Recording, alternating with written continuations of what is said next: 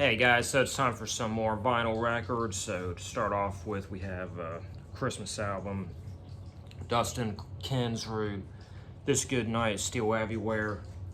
So Dustin Kensrue is the front man of Thrice, and he's done a few solo albums. I'll say in general, Thrice has a very specific, struck my download card, but has a very specific era that I like from them, but his solo albums, honestly, for the most part, are pretty cringy. But this one's actually pretty good for some good Christmas music. But yeah, he put Thrice on hold for a few years so he could become a worship leader at a controversial, now defunct church. And I think even he's trying to pretend like that never happened, but yeah, I mean, nothing against religion or whatever, but I mean, I'm just saying it how it is. The music he made during that time was pretty cringy. Next up, we have the score for Star Wars Clone Wars. This was for seasons 1 through 6. Obviously, season 7 was pretty late. Do really like the center labels on this though, but I'd really like to get season 7 on vinyl because that had a really great score. So, but yeah, Clone Wars is pretty good. Next up, we have a couple albums from listeners. So first off, probably one of their more popular albums, Wooden Heart. This one has a cool die cut, but my record's kind of crooked right now. I haven't really been keeping up with them. I did hear a little bit of their more recent music. Honestly, wasn't really too big into it. I really like their drummer's side project, Red Sweater Lullaby, though. Go ahead and straighten this Wooden Heart out so it'll look better when I slip it back in. One thing that I hate about this particular record is I really like putting my records into their jackets with side A up, facing forward, side B on the back, obviously. But this is side A. Or this is side B, this is side A. That just kind of drives me crazy. But yeah, this album, I'd say definitely sounds like it was largely made on a computer. I mean, it has real instruments or MIDI programs that are simulating real instruments, but just in terms of production, I don't really feel like it's their strongest album. It has some good songs for sure. I feel like production on it could have been better. Next up, this is the album I've been listening to the most in more recent times. You know, I do kind of prefer, I'd say, like I said, the songwriting on Wooden Heart, but Time is a Machine, I just feel like the production is significantly stronger on this one. Or a cool color vinyl, to the point that it outdoes the songwriting on Wooden Heart. And we also have a lyric insert.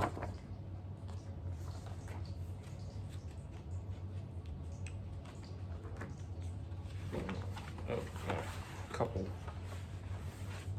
bonuses. Looks like somehow got two. For some reason I have a download card for Time is a Machine, and I also have a download for a single, You Never Live Because You Never Die. But if you want to attempt to claim those, but they're probably expired at this point.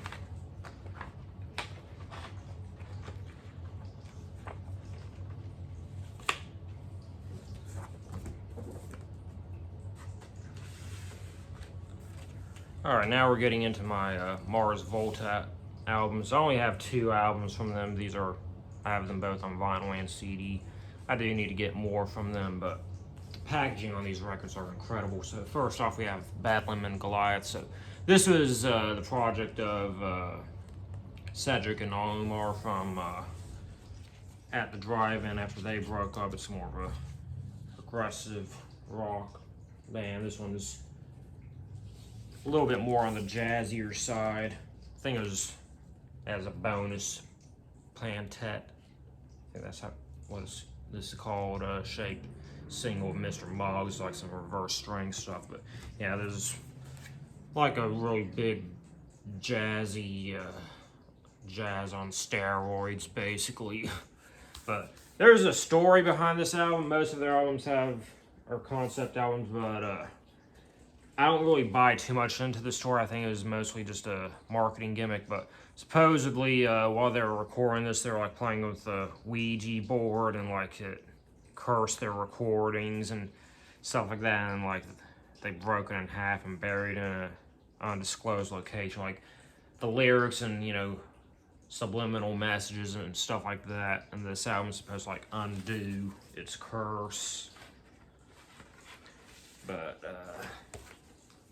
yeah, we got the lyric printed custom sleeves, really cool split colored vinyl, some neat labels as well.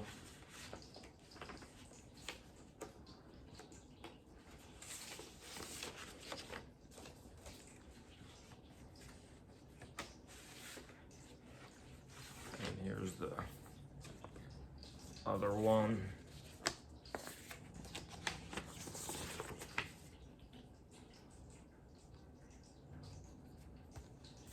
So yeah, that's Bad Lemon Goliath.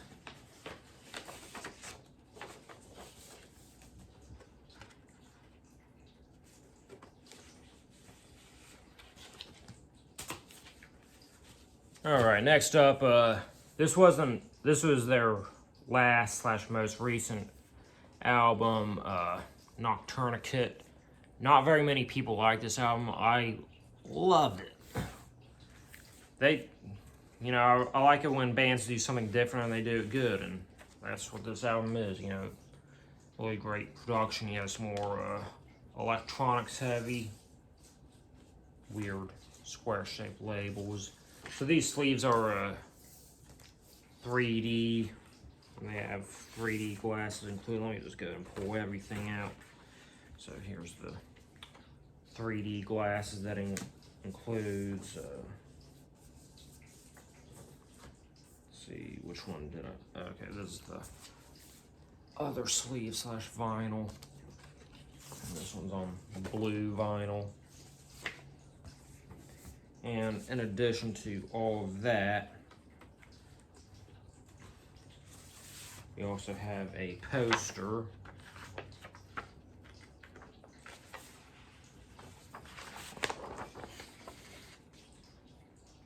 So one thing that I hear people complain about packaging on this album is that, you know, it's just a single sleeve. It doesn't have the gatefold. But I mean, when you got so much stuff in there, I mean, who cares if it has a gatefold, you know?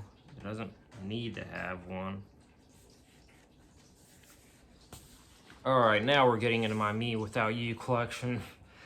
This album, or EP rather, I think it's pretty hilarious, really. So this was, I believe, their second EP that they did. I Never Said I Was Brave. And it's terrible. So this is kind of a older obscurity that they decided to re-release and pretty much give it the most like deluxe packaging you could give an old obscure shit EP. And I think it's just so fucking hilarious. And yeah, I had to get it. It has a etching on this side because it only has like, I don't know, 5 or 6 songs. It also has like a acoustic track on this. You don't really see etchings with playable tracks on it, but yeah, it just has like a track on the outside, etching on the inside.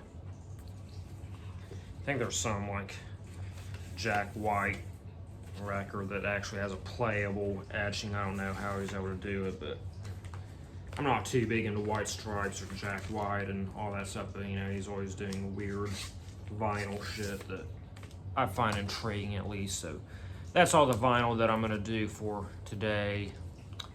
I record these in advance, so it doesn't really matter, but I'm probably gonna take a break from recording these for a minute or so, cause I have some other stuff coming in that I want to be able to show off in these. I mean, I already, you know, sticking strictly alphabetically there, I already have a few that I won't be showing off, but I still do individual unboxings for all that stuff. So you'll see it anyway. You know, I'm doing this so far in advance, you probably won't hardly even notice it, but I will see you whenever I get back to it.